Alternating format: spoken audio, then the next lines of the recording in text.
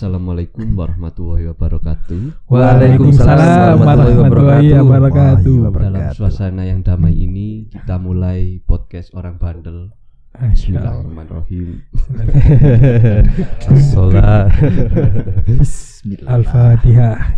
Jadi mungkin di podcast kali ini saya ingin membagikan rasa penasaran saya ke teman-teman soal terkadang saya membuat karya ini ada irisan spiritualitas dalam menciptakan karya.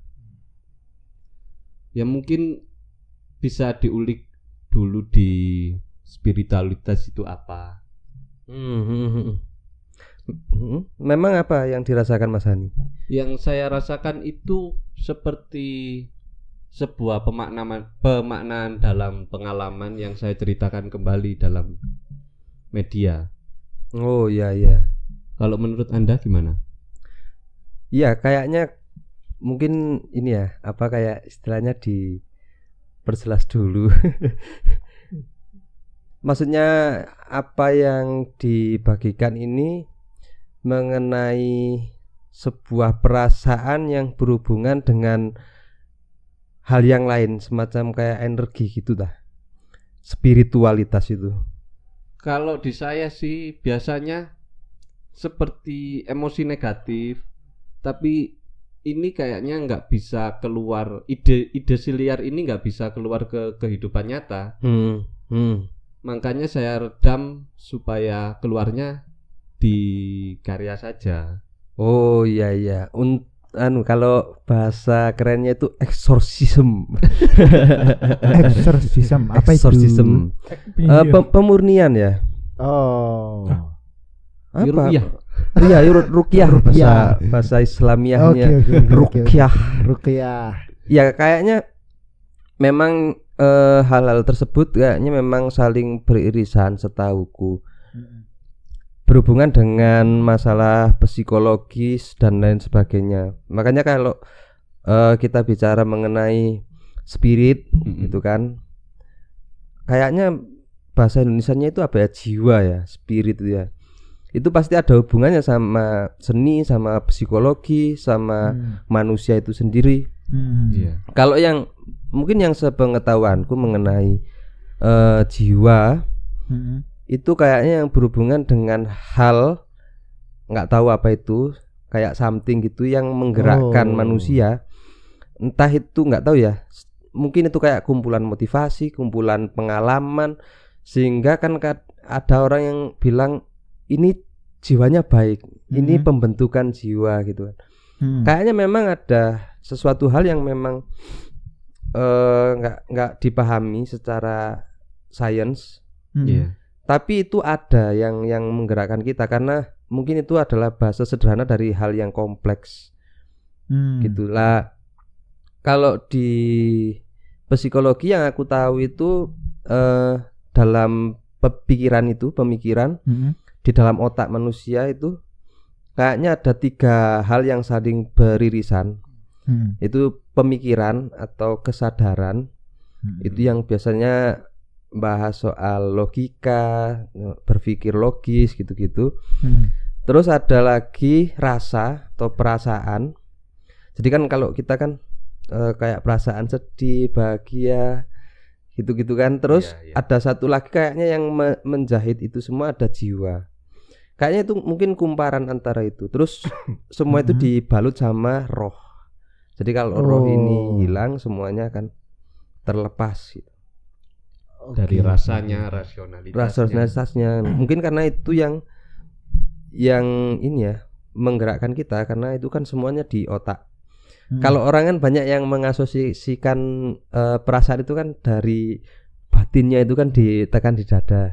Iya. Enggak, sebenarnya kan semuanya di otak. Cuma respon iya. ekspresinya itu sakitnya di dada. Sakitnya tuh di sini. Di sini.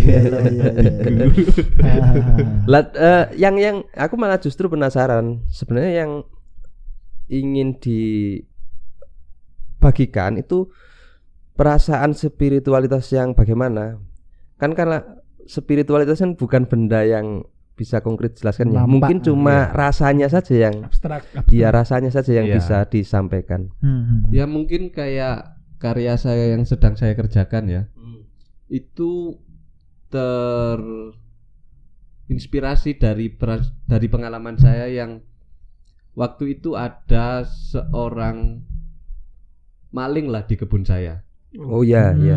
tapi nggak ketahuan. Maling jeruk. Ya, maling jeruk. Oke. Dan nggak ketahuan. Oke. Ketika itu seolah di dalam otak ini kayak seorang pemberani, seorang yang mentalang. Tega. Algojo. Tega. Oh, Tega. iya. Seolah-olah tega gitu kalau ke manusia ini kalau ketahuan sekali lagi Misal Misal. mungkin akan saya hancur. ya yang kriminal lah ya. kriminal. Iya. Tapi kenyataannya ketika ada lagi dan yang muncul waktu itu seorang ibu-ibu Oke. yang memetik buah tanpa izin, Ya. nggak sampai segitunya gitu loh. Oh. Ini kayaknya ada peran pengalaman apa di belakangnya sehingga saya sampai bisa menahan itu. Seolah-olah emosi negatif ini tertahan. Oke. Jadi bukan emosinya itu bukan selesai ya, tapi tertahan. Tertahan mungkin. Oke. Makanya itu saya selesaikan dengan bercerita di karya. Oh, kalau waktu itu judul karyanya apa Mas Sani? Judul karyanya Inner Violence. Kekerasan di dalam. Inner. Menceritakan kecamuk di dalam pemikiran itu ya. Ya nggak bisa keluar. Harus ditahan. Iya. Spirit negatif yang ada di dalam pikiran. Betul Mas Taufik. Oke. Itu mungkin yang ini ya, yang sering kita dengar kalau dari kita kecil SD itu kan kita diajarin bahwa seni itu selalu berhubungan sama agama. Iya. Iya kan? Kayaknya itu ada singgungan di situ. Nah, kalau dari teman-teman yang lain, apakah ada proses yang sama? Kayak mungkin melihat karya spiritualitasnya jadi tergugah, atau membuat karya yang ini harus aku curahkan dengan spiritualitas. Itu kan. Kayaknya kita butuh banyak sampel untuk membedah. Mungkin ini kenapa kalau terjadi seperti ini? Iya. kalau soal melihat mungkin ya. Iya. Aku kan pernah tuh main Instagram. Main Instagram. Scroll. Itu Scroll. ada seniman yang username-nya namanya Zuk. Oke. ZUKK. Oke. Namanya itu Muhammad siapa gitu, lupa aku. Zuk siapa. Zuk. Pokoknya nama panggung, nama artisnya itu Zuk. Iya. Lah suatu ketika aku melihat postingan dia, Iya. karyanya dia itu sangat gimana ya, membuat aku kayak membawa lebih ke hal kebaikan atau mungkin religius. Oh, mengingatkan. Lebih mengingatkan ketika melihat karya itu. Jadi karyanya itu ada sajadah, Panjang sajadah membentang. terjajar. Sajadahnya itu bermacam-macam. Bermacam-macam maksudnya bermacam-macam motifnya. Dan di salah satu sajadah itu ada sosok wanita. Jadi ada kayak soft gitu, tapi nggak ada orangnya, cuma gambar sajadah. Yang lainnya itu gambar-gambar ornamen Islami. Oke. Dan satu aja yang ada gambar orang wanitanya itu. Berarti pakai mukena. Enggak. Ya, Potret wanita. Potret wanita. Cuman seginian kayaknya. Oh, separuh badan. Separuh badan dan terurai rambutnya. Terus pokoknya terlihat rambutnya. Dan di sana itu di bawahnya ada tulisan pegon Arab. Pegon itu tulisan Indonesia, tulisan Arab tapi dibunyikan dibaca secara bahasa Indonesia atau bahasa Jawa. Oh iya. Itu Mana? tulisan pegon. Aksaranya itu aksaranya Arab. Oh, aksaranya Arab tapi bahasanya Indonesia. Iya, bahasa Jawa. Jawa atau Indonesia Oh, iya, bisa. Itu namanya pegon. Dan di sana tulisannya kiblat para pecinta adalah wajah kekasihnya. Oke. Itu sehingga saya ketika sholat mungkin saya nggak terfikirkan Allah gitu loh. Tapi malah yang tak terfikir yang aku pikirkan apa yang aku rindukan atau yang aku pikirkan apa ya? Ya mungkin hampir sama kayak tulisannya Zuk itu. Ya. Kiblat para pecinta adalah wajah para kekasihnya ya. Oh iya. Jadi kamu kayak ini ya istilahnya mempertanyakan ulang. Sebenarnya waktu aku sholat ini yang aku cintai ini apa gitu kan. Waktu yang terbenak waktu sembahyang itu ya. Iya. Apakah ini hanya ketakutan atas neraka dan keinginan atas masuk surga? Nah, itu nggak tahu juga ya. Soalnya kan kalau di dalam Islam sholat kan bukan harus membayangkan apapun ya, harus fokus sama khusyuk. Nah, khusyuknya itu. Sedangkan kita kan sulit untuk khusyuk. Iya. Jadi gimana ya? Ya yang ketika sholat kan terpikirkan aku habis ini makan apa ya? Oh iya. Aku habis ini gambar apa ya? Kompor mah wis tak pateni. Ya itu sih. Kalau nggak gitu cepet-cepet ya. Selesai. Nah, jadi momen saat aku melihat karya itu walaupun mungkin hanya di Instagram tapi bisa ternyata membawa aku sampai ke sana. Aku sampai berpikir segitunya. Bisa menangkap spiritnya. Tersentuh lah ya. Tersentuh. Nah itu juga menarik. Nanti mungkin bisa jadi bahasan seru itu. Jiwa itu kan kita nggak pahami, tapi kok bisa tersentuh. Nah kan ada dua sampel ini. Yang satu Cak Ani, ini kan menyampaikan keresahan jiwanya. Jadi jiwanya yang ditampilkan, diwujudkan. Diluarkan. Kayak katanya Sujoyono itu loh, jiwa katon itu kan. Jiwa yang terlihat kan kalau berkarya seni rupa itu kan. Lah kalau dari Setun itu jiwanya tersentuh. Nah itu dua hal kan. Iya. Lah itu nanti dilihat itu gimana kok bisa yang satu itu keluar dan apakah itu menyentuh orang lain. Nah, yang satu kok bisa tersentuh itu karena aspek apa gitu kan. Iya. Nah, kalau Cokro sendiri nih ada proses tersentuh atau ingin berusaha menyentuh orang lain. Apa yang mungkin ya karya yang benar-benar dibuat sangat menjiwai atau merasa tersentuh dari karya orang lain?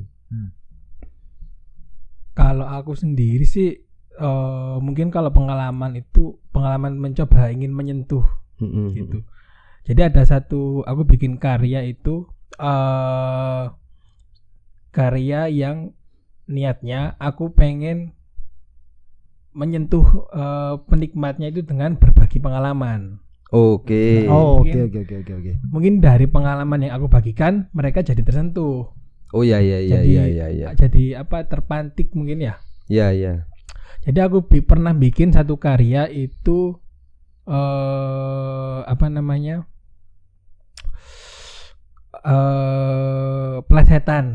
Plesetan itu dari Indomie. Jadi satu brand. Lah Minstan.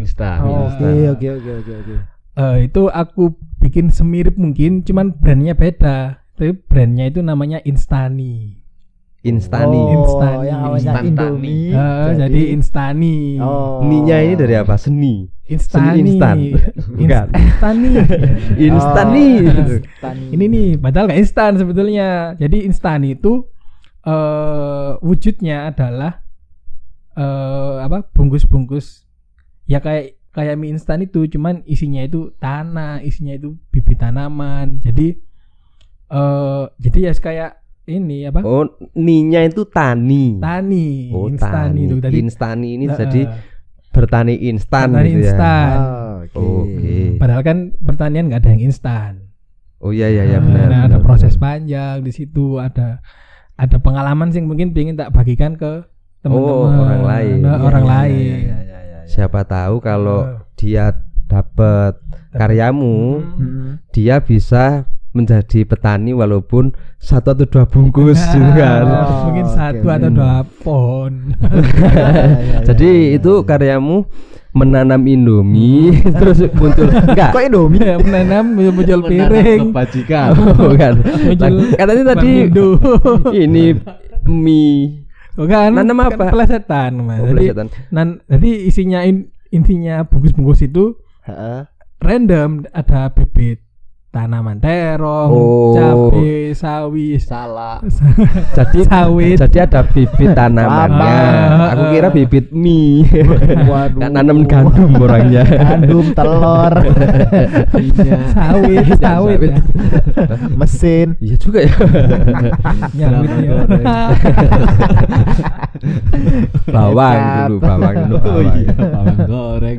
Itu. iya ya Tapi ternyata kan setelah aku kan itu ada bikin banyak dan ada sekitar 40 bungkus di pameran itu. ya Dan tiap orang yang ingin dapetin apa karya itu harus ngisi TTS dulu, ada semacam TTS.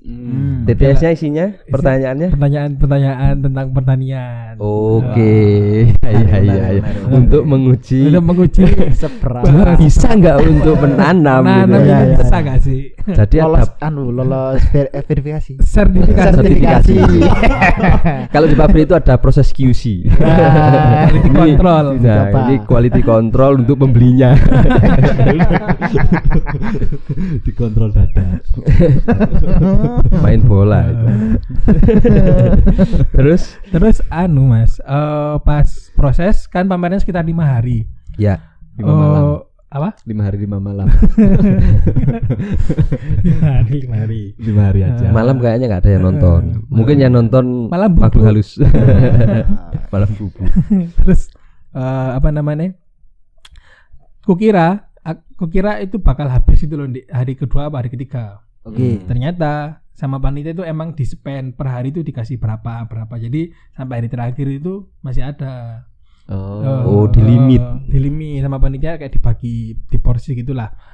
Terus kan dari situ aku kasih Instagramku kan. Iya. Aku kasih tutorialnya, aku kasih apa namanya?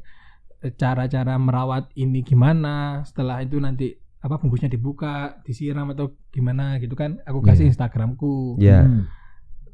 Ternyata setelah itu ada beberapa orang yang menghubungi aku kemudian. Keren. Mas Taufik. Halo. Ya, halo. Terus di hosting. Ghosting. Di hosting. Pendingin ya. Hashtag. Ya. Jarang orang yang tahu itu Mas ya. Apa itu ya Mas Ani? Ada pendinginnya lampu itu. Hashtag. Oh, enggak Ya. tahu. Cuma orang-orang akuarium itu kan yang tahu ya. Hobinya dibawa ke sini. Terus beberapa orang yang menghubungi aku itu kayak nanya-nanya gitu, ini nanti gimanain, terus ini lo udah muncul tunasnya segala macam. Ya sudah buang. Jangan jadi petani ya. Ya. Terus ternyata menurutku ketika spirit yang aku bawa itu indikator nyampainya ke audiens itu ketika audiens akhirnya Antusias dan peduli dengan karya yang dia dapatkan gitu lah, potongan-potongan karya yang dia dapatkan. Tapi di sisi lain aku juga merasa tersentuh. Jadi ada jadi timbal balik. ternyata ada loh yang mengapresiasi karya itu sampai segini. Kadang kan kalau kita bawa freebies kayak apa, kita kan biasanya datang ke pameran terus ada potongan karya yang gratis, entah stiker, entah apa gitu kan.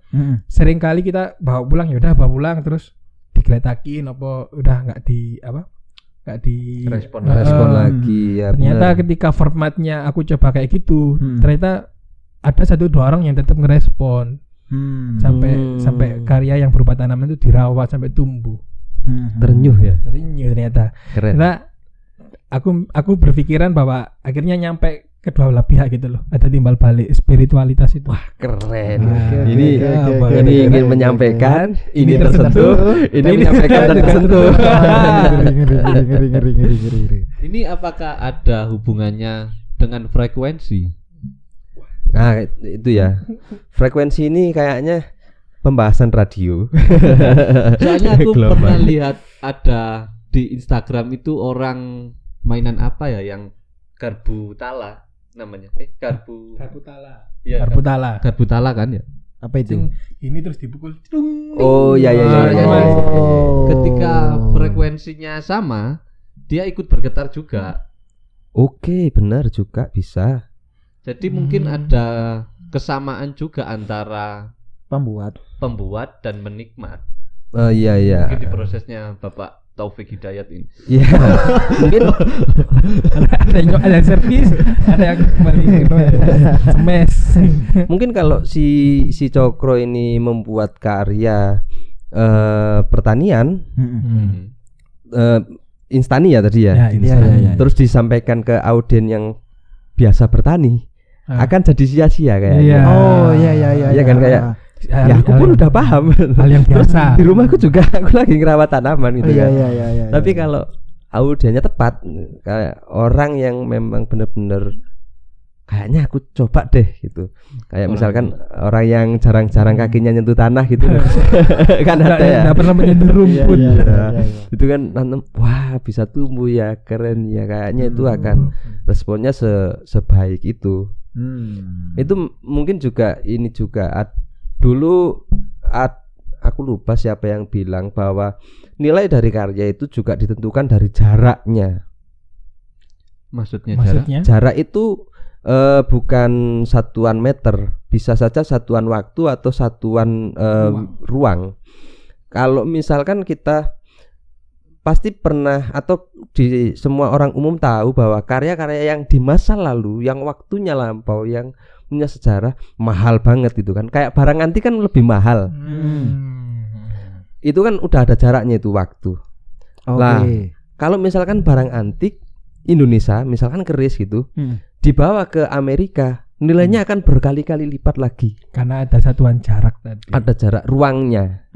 Di sini orang pas kalau lihat keris gitu kan mungkin ya, oh ya mungkin jutaan, puluhan juta gitu kan. Tapi kalau di Amerika kan bisa sampai lebih mm. Iya, bisa ratusan juta dan sebagainya.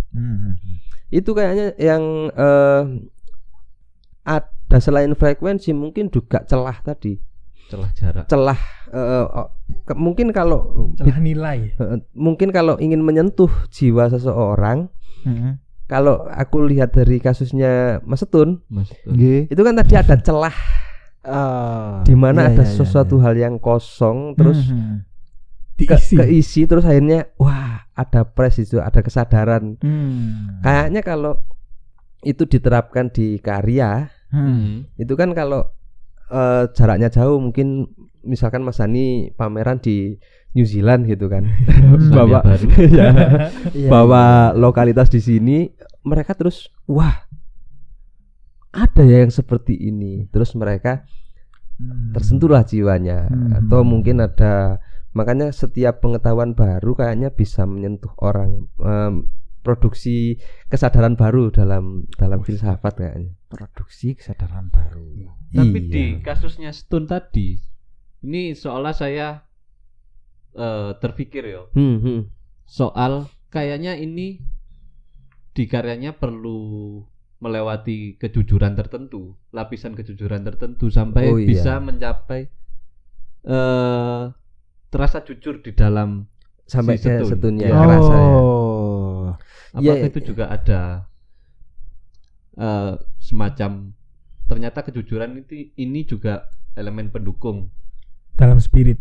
Iya, kayaknya ya bukan elemen pendukung, kayaknya syarat ya itu ya. Syarat. Mungkin syarat ya. Iya nggak sih? Kayak mungkin kalau semua orang tahu kalau dalam dunia proses kreatif, kalau nggak jujur itu kan kerasa kayaknya. Dan sampai sekarang saya tetap meyakini bahwa apapun yang kamu lakukan, jujur atau enggak, itu pasti terpancarkan sampai ke orang lain. Misalkan saja kayak gini, banyak teman-teman dulu waktu masa pencarian, teman-temanku seniman di Surabaya, dia itu kan menggambar, terus akhirnya mereka sadar bahwa oh butuh ada narasi ini untuk bisa sampai ke orang. Lah dia bikin sesuatu dulu yang indah, terus dinarasikan, ya kan? Jadi tidak jujur dari niatan awal aku membuat apa. akhirnya memang orang melihat itu indah.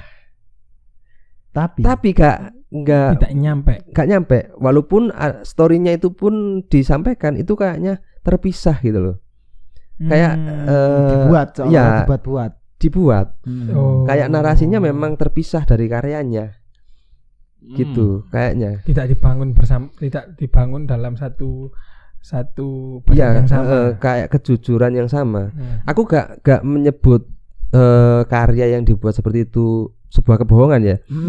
Tapi itu mempengaruhi sekali untuk yang Mas Hani katakan tadi, frekuensi kayaknya. Iya, kayaknya nggak sinkron di situ.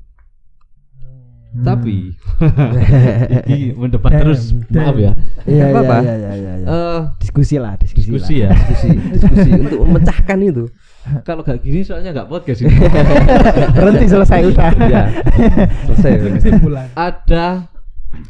Saya kan sangat menyukai karya-karya yang pengandaian atau what if. Ya. Di situ kan bukan lagi jujur tapi kecerdasan berkreativitas. Benar. Terus? Tapi saya juga pernah tersentuh dengan karya-karya yang dengan metode what if itu. Fiksi. Karya fiksi. Lah mungkin itu juga, apakah harus dibedah dulu kayaknya. Apakah fiksi itu ketidakjujuran gitu kan? Kan enggak. Fiksi itu kan juga muncul dari perasaan yang jujur. Pastinya. Tapi dalam dunia yang tidak jujur. Maaf. Gak ngerti konteksnya aku, maaf ya. Iya. Apa di meme itu? Bukan. Biasanya bercandanya meme. Enggak apa-apa. Iya. Itu kayaknya ketika orang mengarang cerita untuk menjadi sebuah karya cerita, itu apa bisa disebut bohong kayaknya? Enggak kan? Iya, mengada-ngada lah ya. Mengada-ngada, tapi kan itu mengada-ngada pun itu kan bisa jujur. Maksudnya kita ini bukan kayaknya tadi yang salah adalah menghitam putihkan antara jujur dan bohong. Kayaknya kita nggak bahas kebohongan di sini. Iya nggak sih? Iya. Kayaknya yang kita bahas adalah bagaimana cara nyampe kepada sebuah kejujuran. Artinya tidak membuat-buat gitu loh. Nah, tidak membual. Itu yang saya maksud, tidak membuat-buat. Ini kita membuat-buat. Oh iya paham. Iya juga ya. Iya. Oke. Jadi memang dikatakan mungkin ada kejujuran mungkin dari pengalaman A. Terus dibumbui, lebih-lebihkan. Iya, itu atau kayaknya mungkin hal yang benar-benar baru, enggak dari pengalamannya dia. Oh iya. Mungkin untuk itu ya, kalau yang aku sanggah, mungkin dilihat dari keresahannya itu beneran atau enggak. Oh, mungkin keresahannya dari dirinya sendiri atau dari orang lainnya. Iya, atau jangan-jangan dia tidak resah terus membuat-buat. Kayaknya itu yang akan nyampe atau tidak itu. Kalau mungkin kalau berangkat, mungkin ini kalau di Islamnya kan semua dari niat. Apa dalilnya Mas Ten? Awalu binniat. Ya. mungkin gini. Mungkin dari contoh kasus kalau waktu teman-temanku dulu di proses belajar di Surabaya, yang aku ceritakan tadi, niatnya adalah menggambar yang bagus.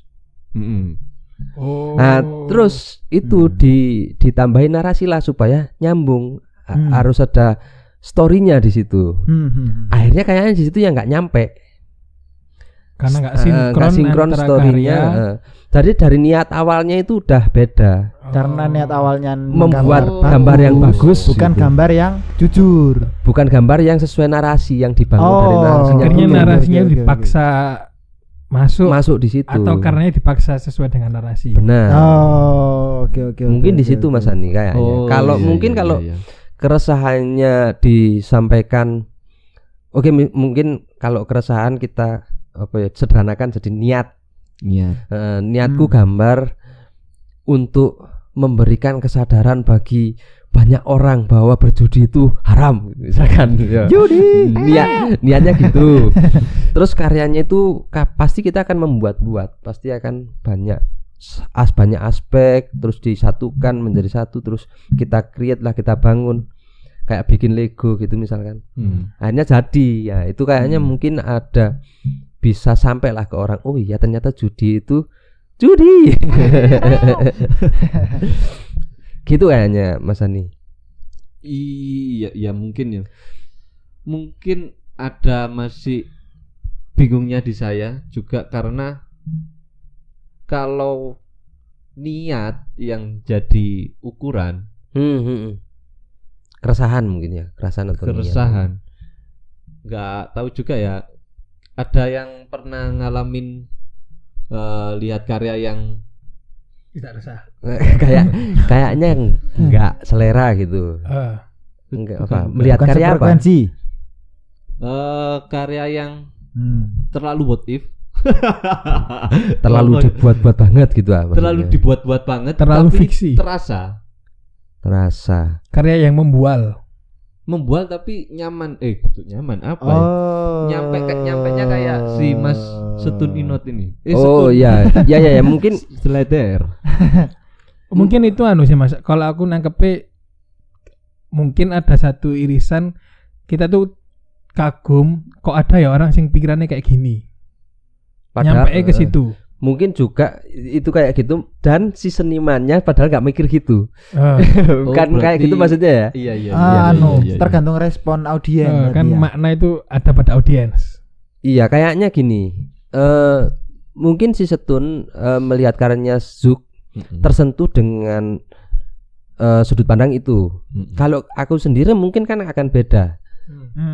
Karena setiap audien punya pengetahuannya dan pengalamannya masing-masing. Kayaknya yang tepat mungkin tadi ketika lubang itu tadi terisi, kayak mungkin kayak kita diingatkan sesuatu atau terisi sesuatu, kayaknya itu yang menyentuh jiwa. Kalau ngomongkan nyentuh lo ya kayaknya. Berarti pengalamannya sudah ada, mungkin kita lupa, tapi Iya. dengan Melihat karya itu kembali itu, ya. Merecall Sehingga- memori. recall memory. Iya. Iya, atau mungkin kalau waktu kita kecil Mm-mm. baru suka-sukanya sama seni rupa, kita kan sering kagum. Oh. Kayak, bagus banget, kok keren banget. Bisa ya Itu gambar kan kayak tersentuh jiwanya. Ah. Karena masih ada lubang tadi, karena kita nggak tahu. Selain lupa yo, mungkin karena kita juga belum pernah mengetahui itu. Oh iya ya, Pengetahuan pengetahuan baru. Pengetahuan baru karena ada lubang di situ. Iya mungkin kalau contoh kasusnya soal yang karya pengandaian mungkin pengandaiannya sampean lebih ekstrim atau mungkin berbeda sudut pandang dari si pembuat mungkin, sehingga mungkin terasa kurang terkena di sampean juga. Enggak, kalau Mas Hani tadi kasusnya gini. Mas Hani itu ini seolah-olah ya, misalkan ya. Ini si seniman karyanya itu mengada-ada. Lah, Mas Hani merasa tersentuh gitu loh. Oke. Contohnya kayak gini ya, ada karya itu stickman, Oke. manusia stick. Ya, paham ya. Enggak perlu dipahamkan bahwa stickman itu manusia stick ya. Ya. Ya itu stickman itu ada di sebuah desa yang di pesisir laut ya, pesisir pantai. Pesisir laut. Ya. Di situ stickman-nya itu seolah-olah punya role sendiri-sendiri. Ada yang menanam padi, ada yang manjat kelapa, Oke. ada yang sedang masak, Mm-mm. dan sedang cari ikan. Itu seolah menyentuh pengalamanku ketika bermain game. Oh iya. Gamenya iya. itu namanya Virtual Villager. Virtual Villager. Iya. Itu juga gamenya Stickman. Enggak juga. Enggak juga. RPG. Oh, mungkin di ini ya, environment ya. Was, environment. Apa itu Ranggun? Kondisi lingkungan kalau nggak salah ya. ambien. Oh, Itu loh, ya. Katanya Mas Hani. Penyakit dubur. Dubur tidak sehat. Pikirannya kotor. Perlu di flash. Terus dari game itu Mm-mm. apa yang Kayak Terasa. ya kan karena di situ saya namanya main game ya bisa semena-mena ya. Ada yang skillnya aslinya apa? Skillnya farmer. Saya taruh di fishing. Eksperimen ada seolah kita berdaulat loh di sini. Tapi ngawur-ngawur itu. Mungkin itu kayaknya gini, mungkin tersentuhnya Mas Hani untuk berimajinasi lebih. Iya. Yang tadi kita cari kan spiritualitasnya itu. Kayak terasa spirit atau ini spirit game kayaknya. Jiwanya gamenya. Atau gimana? Enggak tahu ya aku ya. Jiwa berkompetisi. Iya kayaknya. Enggak kok bisa ketika nyampe pun ada perasaan yang Kok bisa gini ya? Iya, kok bisa lebih dari ini? Mungkin ya tadi kan ada yang pemaknaan itu berada di Audien memang. apresian kan. Apresian. Tapi ketika bisa sampai situ kok apakah perlu ke apa kalau ngarannya? Apa yo? Kesederhanaan. Kesederhanaan. Iya, menyentuh imajinasi yang liar.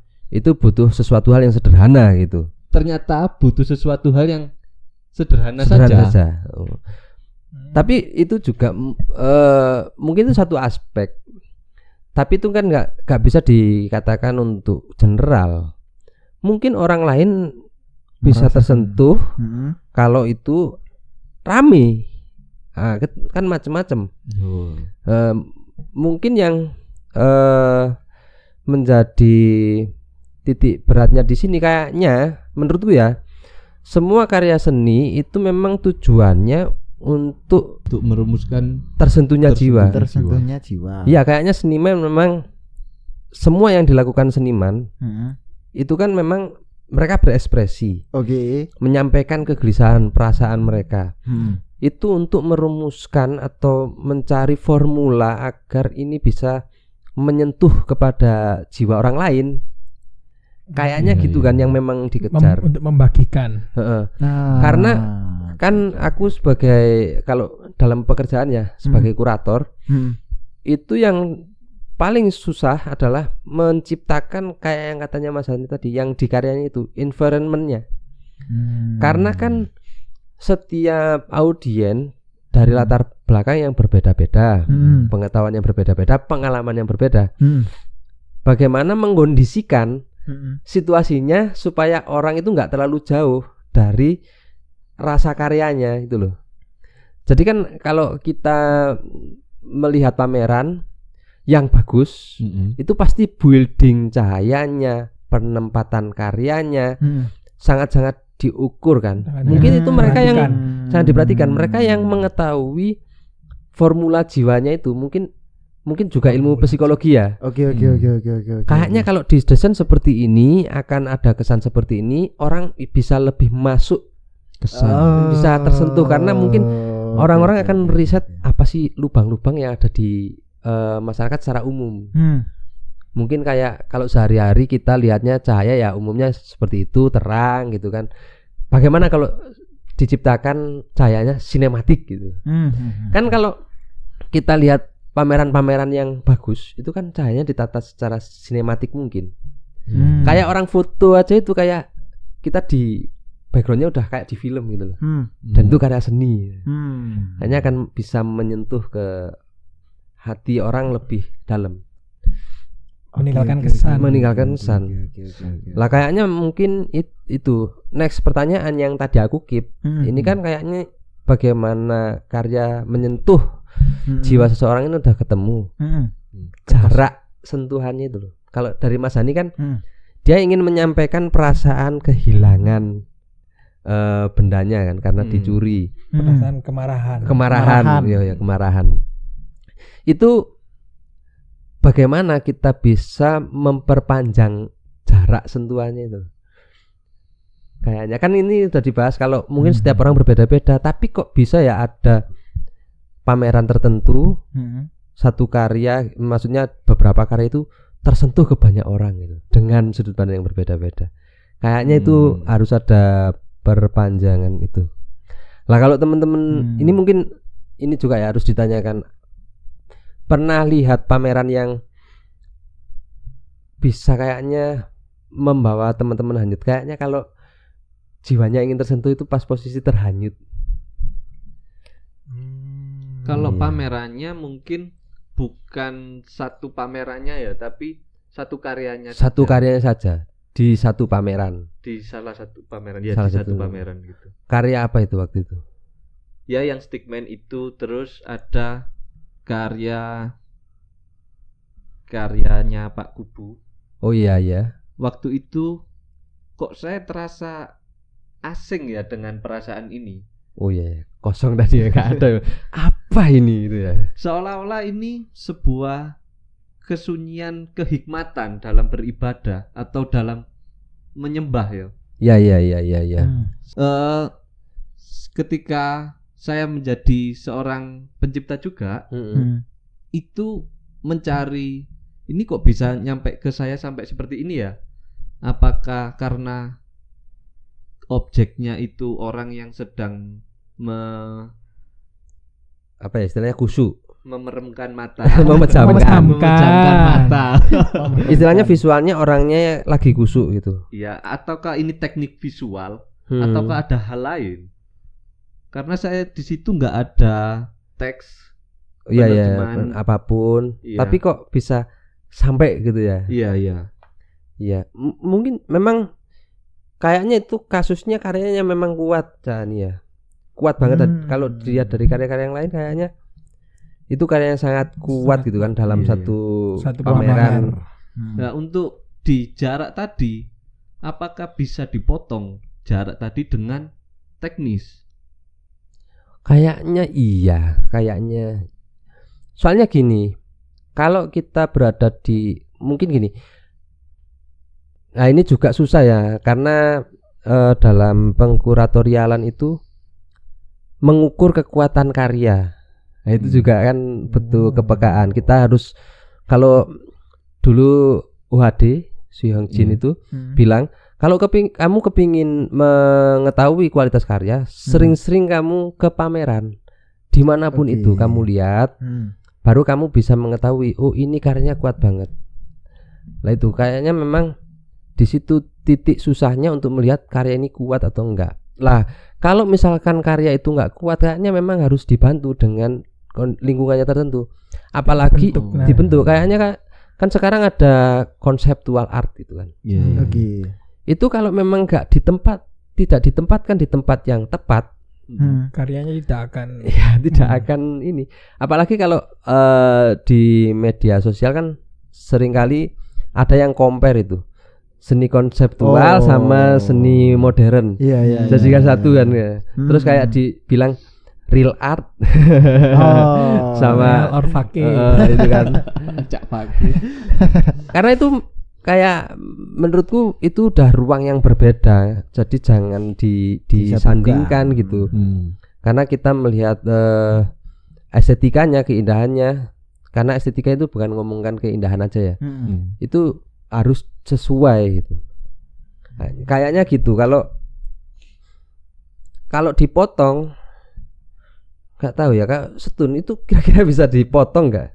Jarak itu tadi. Jaraknya itu ya. Jarak ya. Susah ini. Pusing nggak kamu? Aku mau jawabnya pusing. Ditanyakan ke aku. Iya, tinggal nanya. Barangkali audiens ada yang tahu. Jangan azan dulu. Nanti sahurnya nanti, tenang, imsaknya masih nanti. Nanti temen-temen buka puasa kok udah azan. Soal pemotongan ya, kok kurang tahu juga ya soalnya itu ya, kurang paham juga aku. Iya, soalnya mungkin ini yang dibahas bukan benda yang kelihatan kan, abstrak banget. Iya. Ya dugaan aja, asumsi aja. Asumsi ya, dipotong atau enggak? Bisa dipotong atau enggak? Asumsiku nggak tahu. Kayaknya nggak bisa dipotong. Tapi kalau menurutku karena bingung juga aku. Tapi kalau menurutku itu bisa dipotong. Dengan cara dengan Iki cara unggah anu didik. dengan cara apa namanya? Aku punya pendapat bahwa visual yang dihasilkan dari teknis itu bisa dikejar dengan meskipun kita nggak bisa teknisnya, tapi ada orang lain yang bisa mengejar teknis itu. Jadi kita konsepnya dari kita. Oh iya, paham. Soalnya kan ada ini artisan kan. Artisan. Mungkin bisa pakai artisan. Soalnya kalau pengalamanku ya, aku ke pameran itu mungkin 2 kali pameran sih yang bikin aku terhanyut. Dan 2 terhanyut kayaknya nggak nyut mas.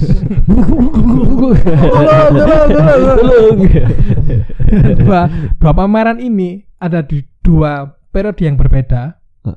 Tapi dua-duanya aku datengin 2 kali. Karyanya satu. Karyanya satu orang pameran tunggal. Ya. Yang pertama itu di 2023 ada pameran tunggalnya Jompet itu di Jogja. Dengan judul apa ya, membahas kemistisan lah. Yang kedua itu pamerannya di Jogja juga. Itu pameran tunggalnya Mas Takusno. Itu juga membahas tentang itu, kalau Takusno ini membahas tentang dia menciptakan suatu pulau gitu. Penuh cerita fiksi. Yang aku tangkap dari 2 pameran ini, kenapa aku terhanyut itu karena satu gedung itu dibikin atau didesain emang khusus buat karya itu.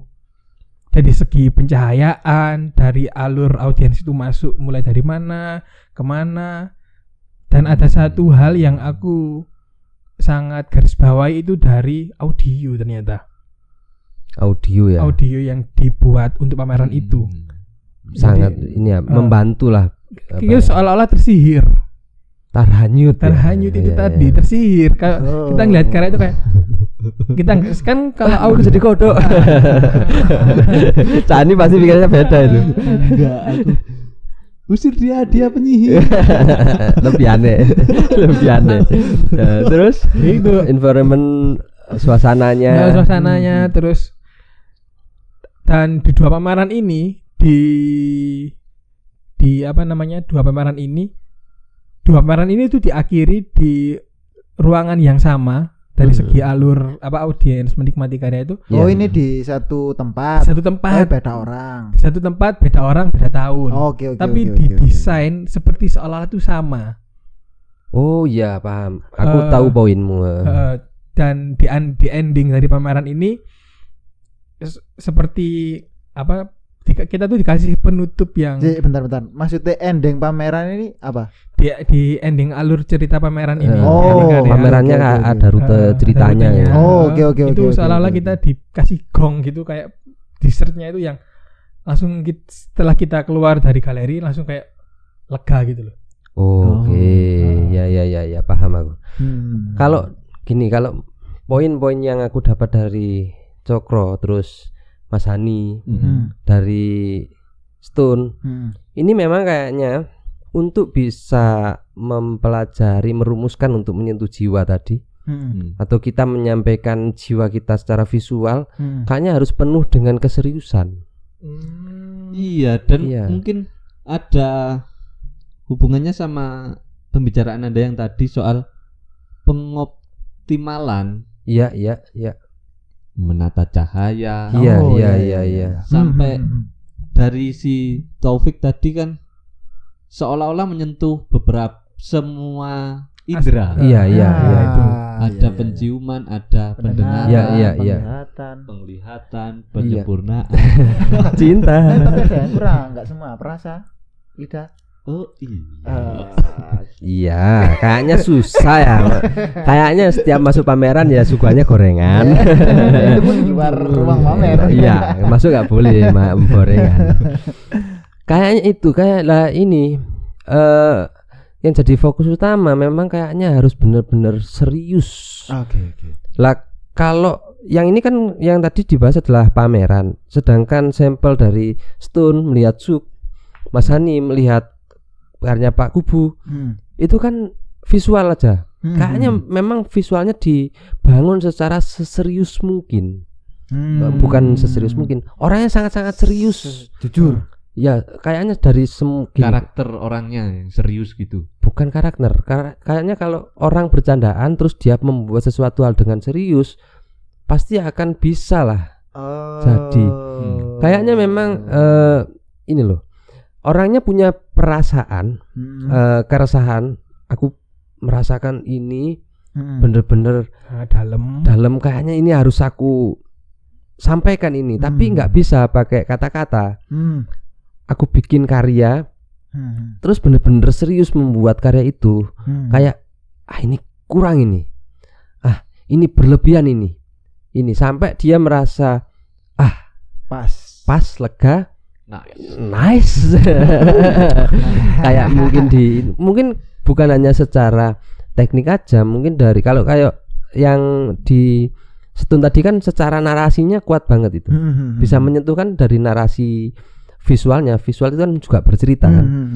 Itu kan pasti itu serius banget memikirkan hal itu. Kayak merumuskan Arab gundulnya tadi itu kan. Kata-kata itu kan pasti itu perenungan yang sangat dalam dan panjang kan kayaknya. Akhirnya bisa menyentuh orang lain. Mungkin saja niat atau keresahan tadi itu mungkin harus dibarengi dengan keseriusan dalam membuatnya.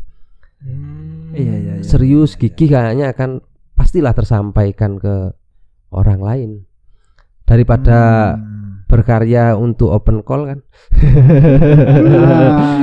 Bercandaan teman-teman dulu kan seniman open call kan banyak itu kan eman gitu. Tidak salah juga kan. Enggak salah, memang itu karena di sini ada salah benar. Itu kan strategi aja. Ya. Tapi memang kalau memang benar-benar bisa menghayati serius, pasti orang lain banyak akan tersentuh. Karena memang dari dulu seni ini kan tumbuh hidup berbarengan sama manusia. Selama manusia belum punah, seni juga nggak akan habis gitu. Jadi tumbuhnya bareng-bareng ya. Bareng-bareng. Kalau aku sendiri memandang seni itu kan kayak teman gitu. Kalian resah ingin curhat, ada seni gitu kan. Terus kalau kalian butuh uang, seni bisa jadi partner bisnis teman-teman. Gitu kan. Semuanya itu kan teman aja. Jadi Kimang jadi ini tadi yang saya tangkap ya. Soal penasaranku. Iya.